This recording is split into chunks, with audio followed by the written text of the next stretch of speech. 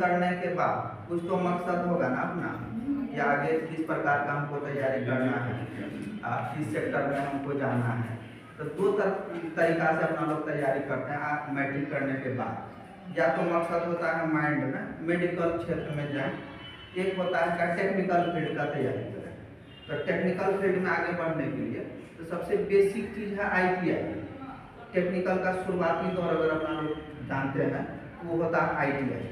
ITI करने के बाद डिप्लोमा लोग करते हैं जो 3 वर्ष का होता है।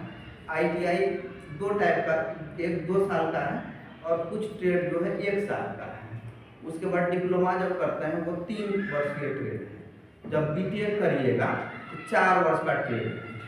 हम लोग जो अभी आप लोगों को बताने के लिए आए हुए हैं वो ITI से संबंधित ITI टेक्निकल फील्ड का भी तैयारी करके इसमें नामांकन करके अपना लोग आगे बढ़ सकते हैं इस माध्यम से।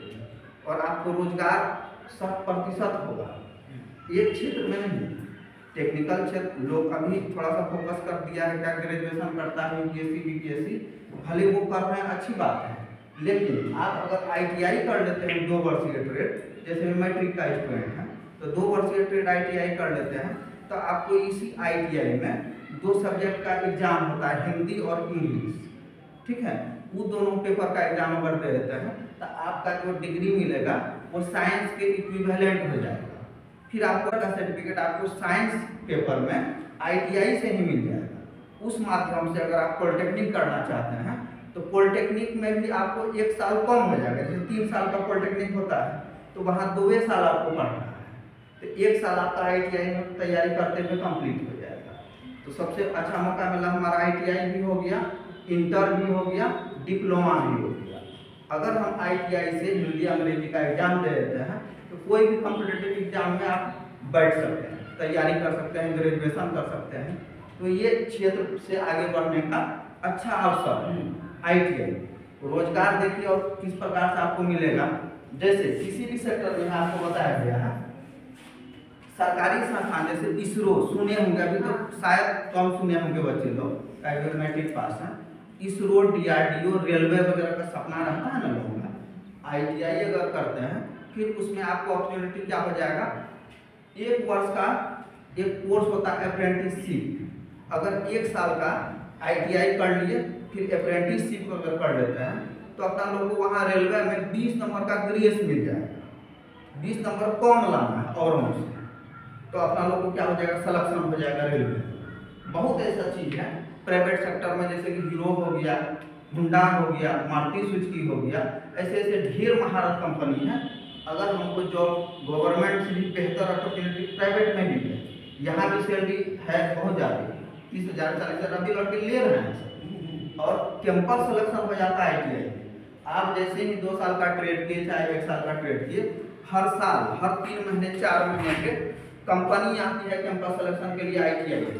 आपको पढ़ते हुए आपका कैंपस प्लेसमेंट हो जाएगा, आपको रोजगार 100% देने का काम करता है ITI।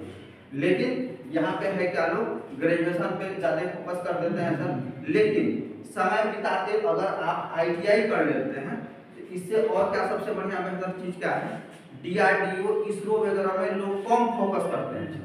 इसलिए कम फोकस करते हैं, सबसे पहले तो लोग सोचते हैं चलो ग्रेजुएशन कर लेते हैं, UPSC BPSC railway general field में जाते हैं।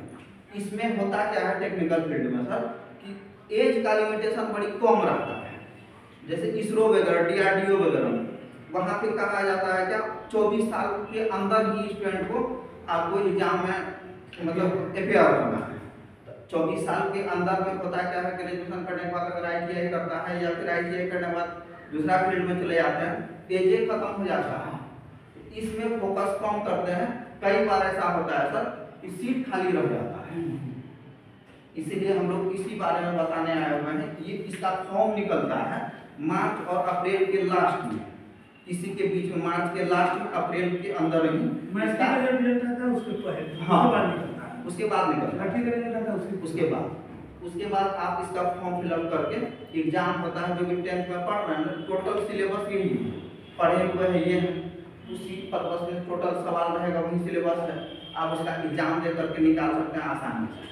और सबसे बढ़िया बात क्या है, आपका रानीगंज में बिठा में कॉलेज आपका लड़की का भी है, लड़का दोनों यहाँ पढ़ते हैं। हाँ। सिर्फ महिला का कॉलेज खाली वहाँ प्रोविजनल में है।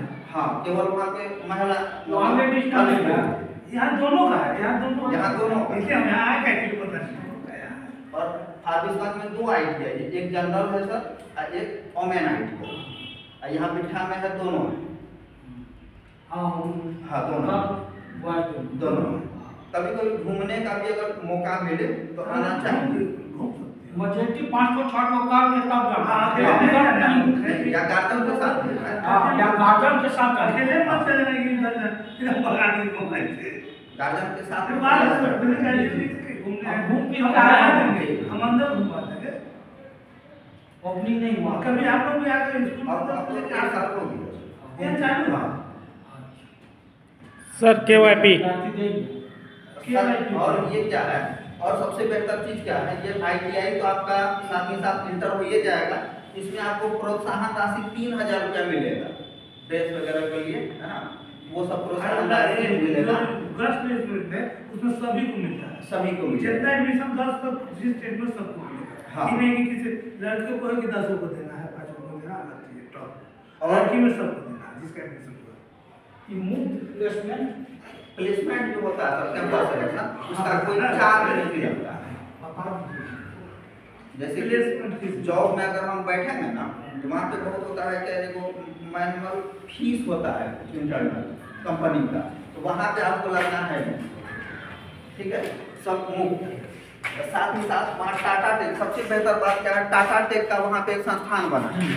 वहाँ पे जो है आपको 2 महीना 3 महीना 6 महीने का कोर्स है ना, शॉर्ट कोर्स वहाँ पे आपको करवाया जाएगा और 100% प्लेसमेंट होगा आपका।